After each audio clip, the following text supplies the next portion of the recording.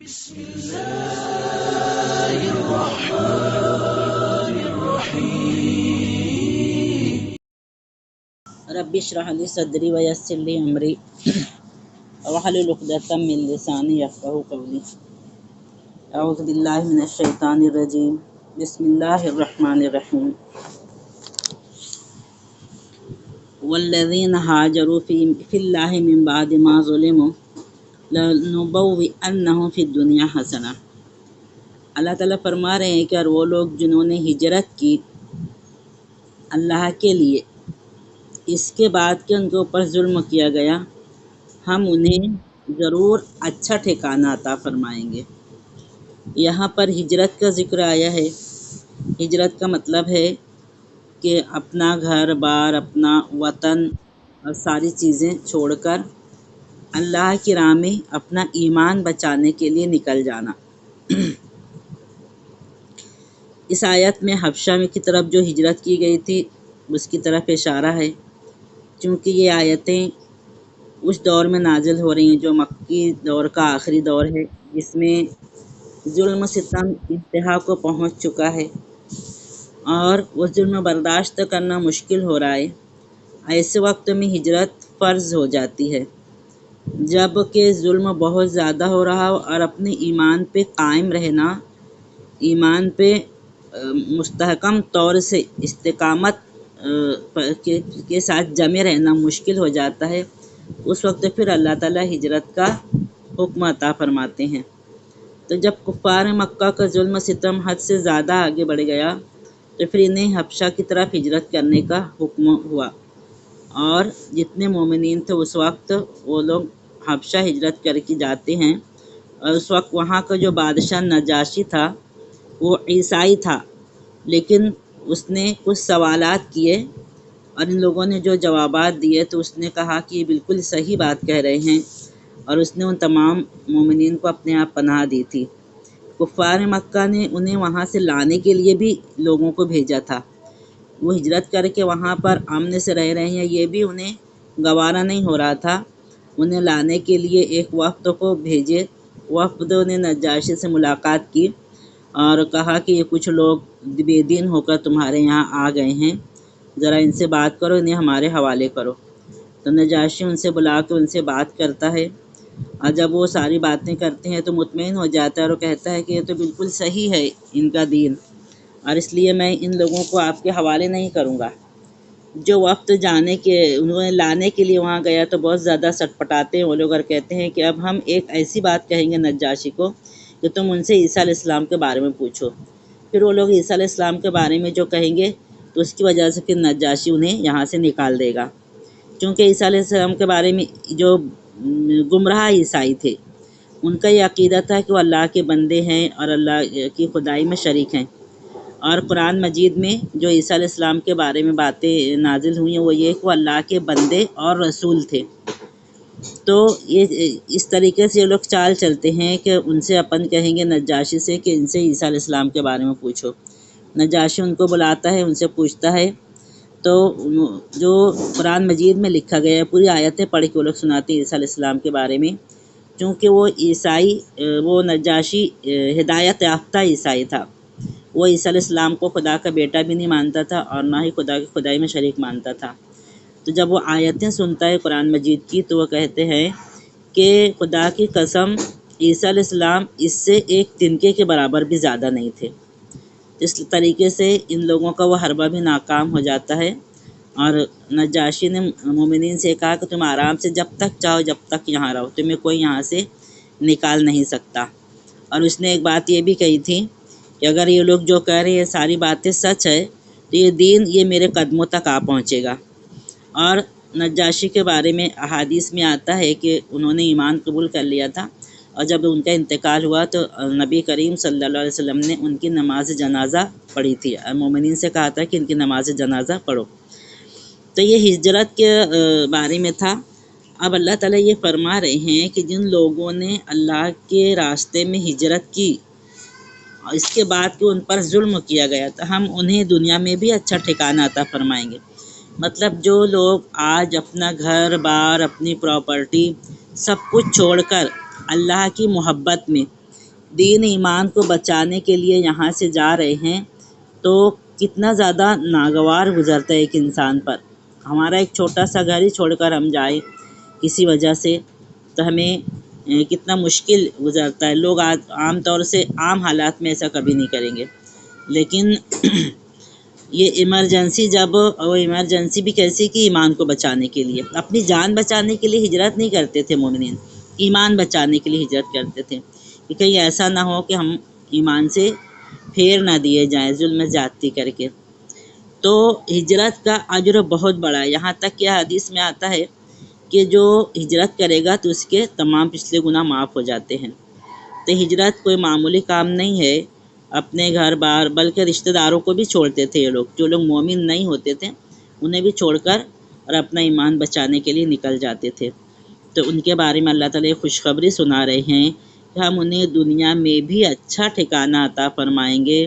جیسا کہ ان لوگوں کو نجاشی کے پاس ایک بہترین ٹھکانہ حاصل ہوا. وہ پہلی ہجرت تھی، اور اس کے بعد جو فیصلہ کن ہجرت ہوئی دوسری ہجرت مدینہ میں، وہاں بھی اللہ تعالیٰ نے مومنین کو ایک اچھا بہترین ٹھکانہ مہیا فرمایا. یہ اللہ تعالیٰ کا وعدہ ہے. اور آج بھی اگر ایسے حالات آتے ہیں، ہر دور میں یہ چیز ہوتی رہی ہے، تو آج بھی اگر ایسے حالات آتے ہیں کہ ہمیں ہجرت کرنا پڑے تو بھی ہمیں یہ نہیں سوچنا ہے کہ ہم کہاں جائیں گے، کیوں جائیں گے، کیسے جائیں گے. اللہ تعالیٰ کا وعدہ لَنُبَوِّئَنَّهُمْ فِي الدُّنْيَا حَسَنَةً، ہم دنیا میں کہیں بھی انہیں بہترین ٹھکانہ عطا فرمائیں گے. اور اس کے ساتھ ہی ساتھ وَلَأَجْرُ الْآخِرَةِ اکبر، آخرت کا جو اجر ہوگا وہ بھی بہت بڑا ہو. ہجرت کرنے والوں کے لیے آخرت میں بھی بہت بڑا اجر اللہ تعالیٰ عطا فرمائیں گے. لَوْ كَانُوا يَعْلَمُونَ، کاش کہ وہ لوگ جانتے. کیونکہ بہت سارے لوگ ہجرت کرنے میں پیچھے ہٹتے تھے، اپنے گھر بار چھوڑنے میں، پراپرٹی چھوڑنے میں بہت سارے لوگ، کچھ لوگ پیچھے رہ گئے تھے. جو پکے اہل ایمان تھے انہوں نے تو بلا سوچے سمجھے صرف اپنا ایمان بچانے کے لیے سب کچھ چھوڑ کر نکل گئے، اور اللہ تعالیٰ نے واقعی انہیں بہترین ٹھکانہ بھی عطا فرمایا دنیا میں بھی، اور پھر آخرت کا اجر بھی ان کے لیے باقی ہے.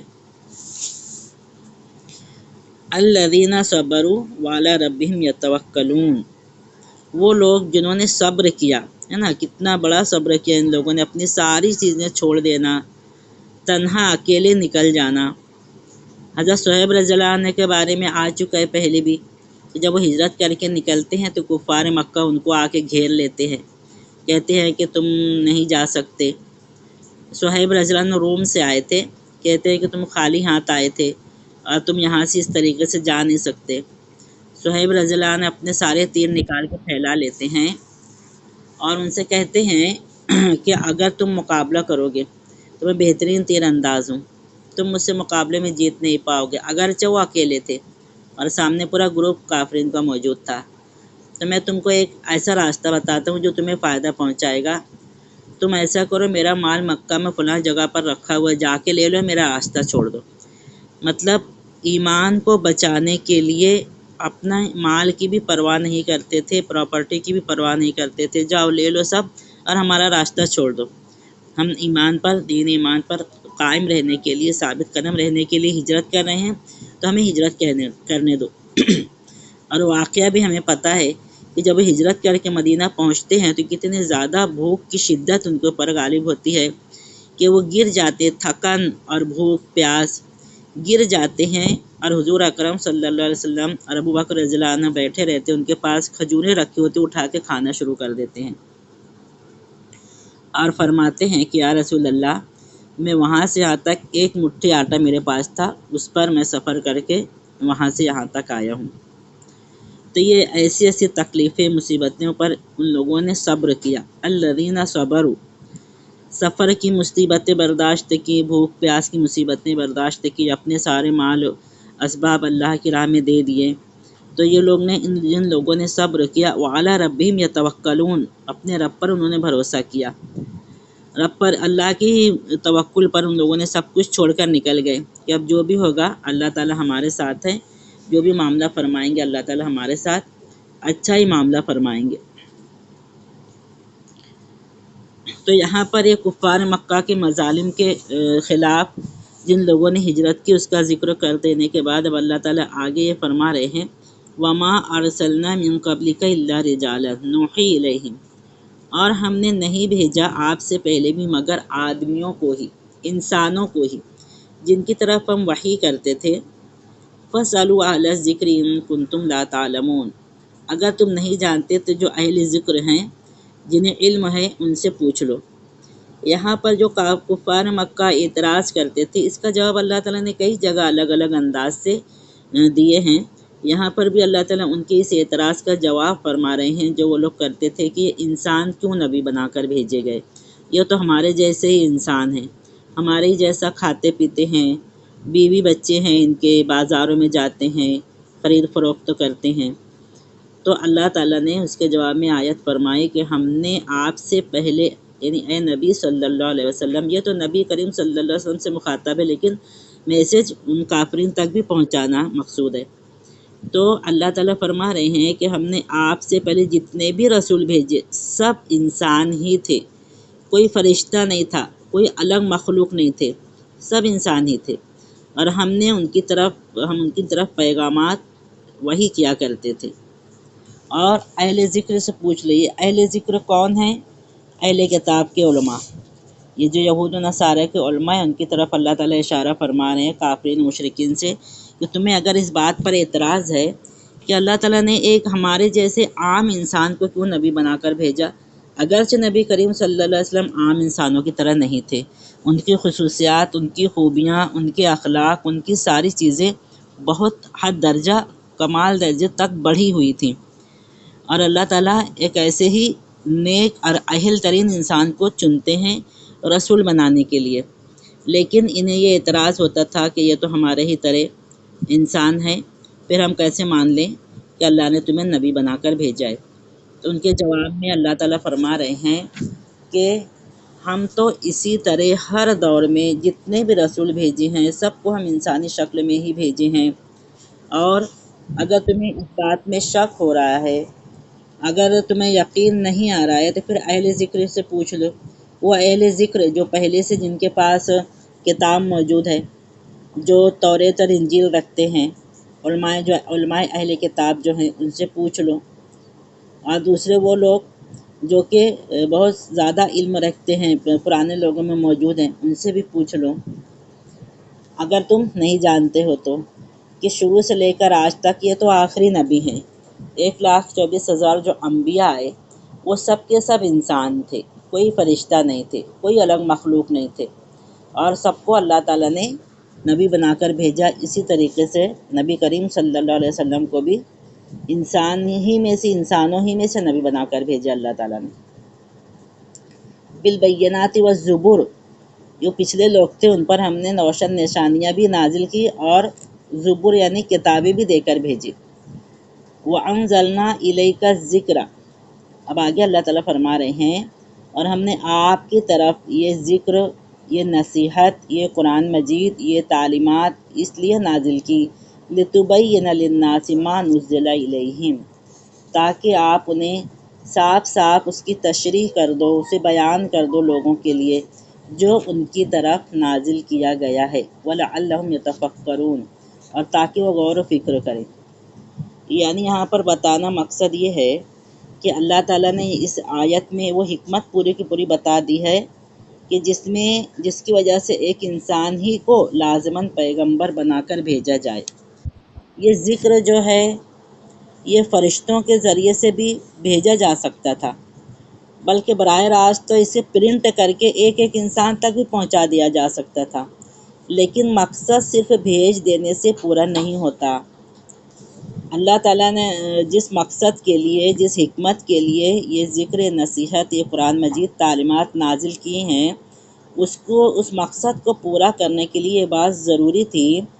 کہ یہ ذکر یعنی یہ نصیحت، یہ قرآن مجید اسے ایک قابل ترین انسان لے کر آئے اور وہ اس کو تھوڑا تھوڑا کر کے لوگوں کے سامنے پیش کرے، لِتُبَيِّنَ لِلنَّاسِ، تھوڑا تھوڑا کر کے لوگوں کے سامنے پیش کرے، اور جس کی سمجھ میں کوئی بات نہ آئے اس کا مطلب سمجھائے، جنہیں کچھ شک ہو ان کا شک دور کرے، اور اگر جنہیں کوئی اعتراض ہو تو ان کے اعتراضات کا جواب دے، جو نہیں مانے اور مخالفت کریں ان کے مقابلے میں وہ اس طریقہ جو صحیح طریقہ ہے وہ طریقہ کر کے دکھائے، اور اس ذکر کو جو قبول کر لے تو ان کے شان کے مطابق انہیں خوشخبریاں سنائیں، تو اس طریقے سے اور خود اپنی زندگی کو بھی نمونہ بنا کر پیش کرے۔ نبی کریم صلی اللہ علیہ وسلم زیادہ کر کے دکھاتے تھے، کہتے کم تھے اور کرتے زیادہ تھے، اور یہ قرآن مجید کی ساری تشریحات ہمیں نبی کریم صلی اللہ علیہ وسلم کی احادیث کے ذریعے سے ہی پہنچی ہیں۔ نبی کریم صلی اللہ علیہ وسلم نے ہمیں سمجھا کر ساری چیزیں بتائی ہیں۔ قرآن میں نازل ہوا اقیموا الصلاۃ، ہم نماز کیسے قائم کی جائے، سارے طریقے نبی کریم صلی اللہ علیہ وسلم نے ہمیں بتائے۔ وآتوا الزکاۃ، آ گیا آپ زکوٰۃ کیسے اور کتنی اور کب اور کسے دی جائے، یہ ساری باتیں ہمیں نبی کریم صلی اللہ علیہ وسلم کے ذریعے سے ملی۔ اگر صرف فرشتے یہ ذکر اتار کے چلے جاتے، یا اگر ان لوگوں کو کہنے کے مطابق ایک کتابی شکل میں پرنٹ کر کے لوگوں کے پاس پہنچا دی جاتی تھی، پھر یہ باتیں سمجھاتا کون؟ جو کہ نبی کریم صلی اللہ علیہ وسلم نے ہمیں ایک ایک بات سمجھائی ہے۔ جو چیزیں ایک انسان کی پرسنل لائف میں پیش آتی ہیں، ان کے متعلق بھی ہمارے پاس نبی کریم صلی اللہ علیہ وسلم کے پاس ساری تعلیمات موجود ہیں۔ اجتماعی لحاظ سے بھی جو معاملات پیش آتے ہیں، ان کے متعلق بھی ساری چیزیں ہمیں احادیث کے ذریعے سے معلوم ہوتی ہے۔ تو یہ ان کے اس اعتراض کا جواب اللہ تعالیٰ دے رہے ہیں کہ ایک انسان کے ذریعے یہ نصیحت پہنچانا کتنا ضروری ہے، کیونکہ وہ انسان خود بھی دنیا میں ہے، دنیا داری بھی کرنا ہے، اس کے ساتھ دین کو بھی برتنا ہے۔ تو جب وہ خود کر کے دکھائے گا تو سامنے والے لوگ اسے دیکھ کر اور اس کی نقل کریں گے۔ اور اگر کسی فرشتے کو اللہ تعالیٰ نبی بنا کر بھیج دیتے تو یہ دلیل ان کے پاس ہوتی کہ وہ تو فرشتے ہیں، ان کو کمانا کھانا نہیں ہے، ان کے بیوی بچے نہیں ہیں، انہیں خرید و فروخت نہیں کرنا ہے، وہ تو یہ کام آسانی سے کر سکتے ہیں، ہم کیسے یہ کام آسانی سے کریں۔ تو ساری حکمتیں اللہ تعالیٰ کے پیش نظر تھی، اس لیے اللہ تعالیٰ نے ہر دور میں ہر نبی کو انسانوں میں سے ہی بھیجا۔ یہ ایک بات ان لوگوں کے اعتراض کے جواب میں اللہ تعالیٰ فرمائی۔ اور اس میں ایک اور گروہ ہے جو اپنے آپ کو اہل قرآن کہتا ہے، جو احادیث کا انکار کرتا ہے۔ ان کے لیے بھی اس میں دلیل موجود ہے کہ اگر نبی کریم صلی اللہ علیہ وسلم کی احادیث کو ہم نکال دیں اور صرف قرآن کو ہی مانیں تو پوری کی پوری تشریح ہمیں حاصل نہیں ہوگی۔ اس لیے نبی کریم صلی اللہ علیہ وسلم کو مطلب ان کی لائی تعلیمات کو حرف بحرف ماننا، اس کو پڑھنا، ان کو سننا، اس کو سمجھنا، اس پر عمل کرنا ہمارے لیے ضروری ہے۔ ایک طبقہ موجود ہے اہل قرآن نام دیتا ہے اپنا، اور وہ کہتے ہیں کہ قرآن ہمارے لیے کافی ہے، جتنا قرآن میں اب اتنا ہی عمل کریں گے، اور باقی دوسری چیزوں مطلب حدیث کا وہ لوگ انکار کرتے ہیں۔ افا امن الذین مکروا السیئات ان یخسف اللہ بہم الارض۔ اب اللہ تعالیٰ انہی لوگوں کے بارے میں کہہ رہے ہیں کہ یہ لوگ جو بری چالیں چل رہے ہیں نبی کریم صلی اللہ علیہ وسلم کے خلاف، حج کا موسم آتا ہے تو یہ لوگ ہر دروازے پر کھڑے ہو جاتے ہیں، آنے والے قافلوں سے کہتے ہیں کہ فلاں شخص ہے، اس کی باتیں مت سننا، نعوذ باللہ وہ جادوگر ہے، وہ تم پر جادو کر دے گا اور تم اس کی باتوں میں آ جاؤ گے۔ تو ایسے یہ مکر کرتے تھے، چالیں چلتے تھے، بری چالیں چلتے تھے نبی کریم صلی اللہ علیہ وسلم کے خلاف اور دین کے خلاف، اسلام کے خلاف، قرآن کے خلاف۔ تو اللہ تعالیٰ یہ ایک سوالیہ انداز میں پوچھ رہے ہیں، کیا یہ لوگ جو بری چالیں چلتے ہیں، کیا اس مطمئن ہیں کہ اللہ تعالیٰ انہیں زمین میں نہیں دھنسا سکتے؟ جب یہ ایک حق چیز کے بارے میں، ایک وہ چیز جس سے اللہ نے بھیجی ہے برحق ہے، اس کے بارے میں ایسی چالیں چل رہی ہیں اس کو ناکام کرنے کے لیے، تو کیا انہیں ایک اس بات کا خوف نہیں ہے کہ اللہ تعالیٰ نے زمین میں دھنسا دے گا؟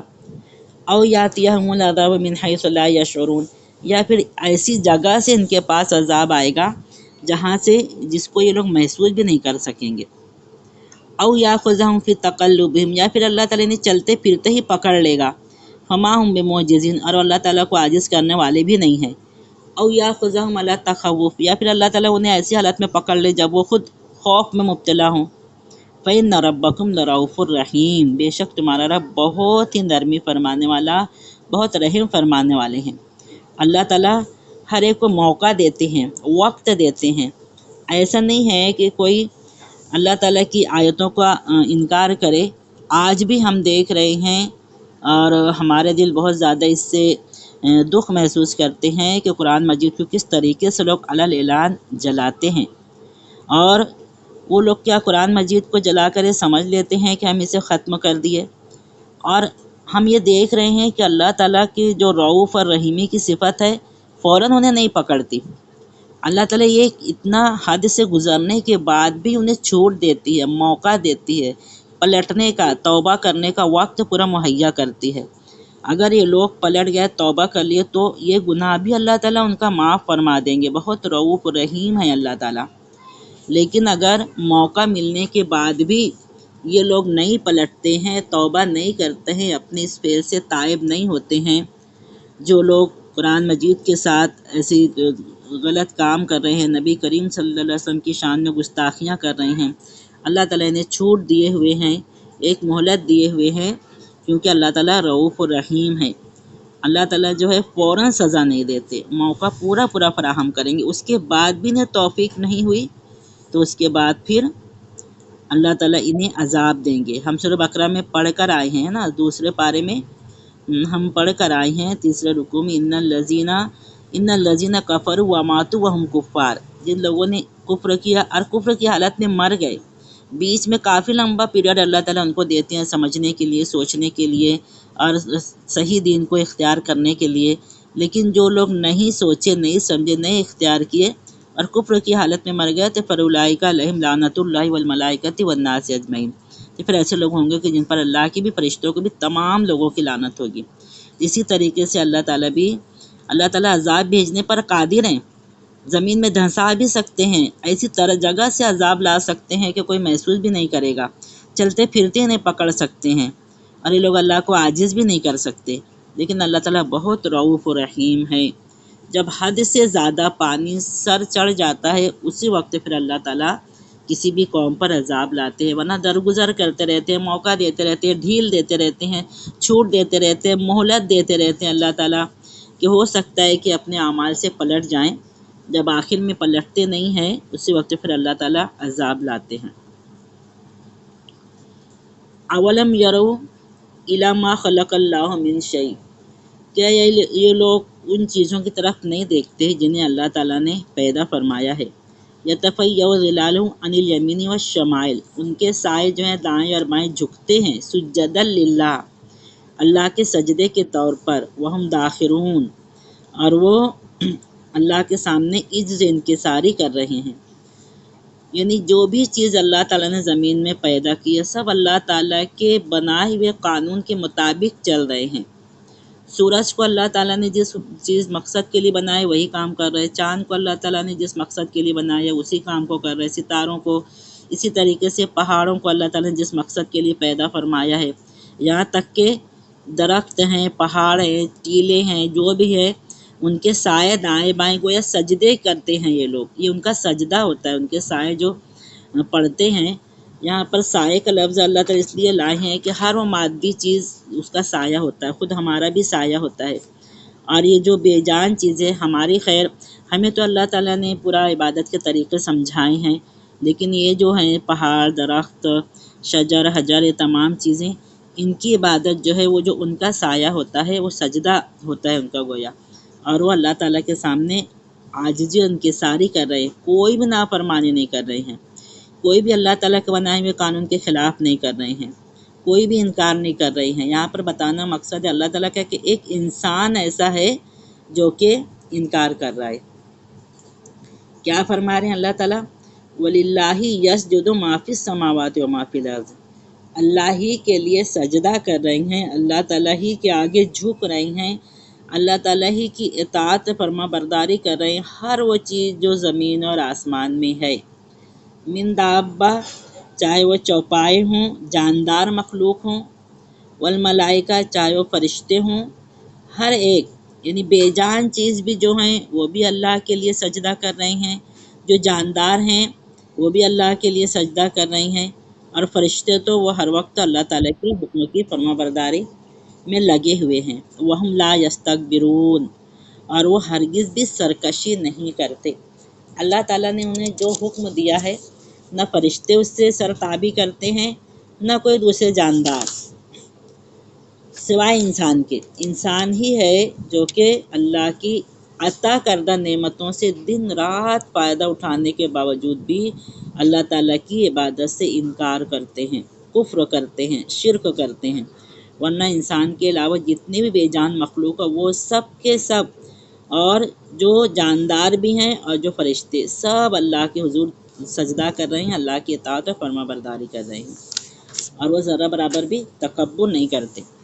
یخافون ربہم من فوقہم، اور ان کے اوپر جو ان کا رب ہے اس سے وہ ڈرتے ہیں، وَيَفْعَلُونَ مَا يُؤْمَرُونَ، اور جس چیز کا انہیں حکم دیا جاتا ہے اسی کے مطابق وہ کام کرتے ہیں۔ یہاں پر یہ تمام چیزوں کے بارے میں بھی اور فرشتوں کو بھی اللہ تعالیٰ نے جنہیں جس حکم میں جس کام میں لگا دیا ہے وہی کام انجام دیتے ہیں۔ فرشتوں کے جو 4 مشہور فرشتے ان کے کام ہمیں پتہ ہیں۔ جبریل علیہ السلام وحی لانے کا کام کرتے تھے، میکائیل علیہ السلام بارش برسانے کا کام کرتے تھے، اور جو اسرافیل علیہ السلام تو سور پھونکنے کا کام کریں گے، اور جو اسرائیل ہیں جنہیں ہم ملک الموت کہتے ہیں روح قبض کرنے کا کام کرتے ہیں۔ اس کے علاوہ بہت ساری فرشتوں کو اللہ تعالیٰ نے ہوا چلانے میں، بارش برسانے میں لگا رکھے ہیں۔ بہت سارے فرشتے تو ایسے ہیں، بہت سارے فرشتے ایسے ہیں کہ جو جب سے دنیا بنی ہے اس وقت سے آج تک صرف قیام کی حالت میں کھڑے ہوئے ہیں۔ اللہ تعالیٰ نے ان کے ذمے وہی کام کیا ہے۔ بہت سارے فرشتے رکوع کی حالت میں ہیں، بہت سارے فرشتے سجدے کی حالت میں ہیں، دنیا بننے سے لے کر آج تک۔ وَيَفْعَلُونَ مَا يُؤْمَرُونَ، اللہ تعالیٰ نے ہر فرشتے کو، ہر تمام مخلوق کو جس کام کا حکم دیا وہی کام وہ کیے چلے جا رہے ہیں۔ یہ ایک دلیل دے رہے ہیں اللہ تعالیٰ، جب تمام دنیا کے لوگ اللہ تعالیٰ کی اطاعت و فرما برداری کر رہے ہیں تو پھر ایک انسان جسے اللہ تعالیٰ نے اشرف المخلوقات بنایا ہے اور جسے اللہ تعالیٰ نے عقل، شعور اور سمجھ کے ساتھ ساتھ ہدایات سے بھی نوازا ہے، یہی ایک سرکشی کرتے ہیں، باقی کوئی مخلوق بھی اللہ تعالیٰ کے سامنے سرکشی نہیں کرتی۔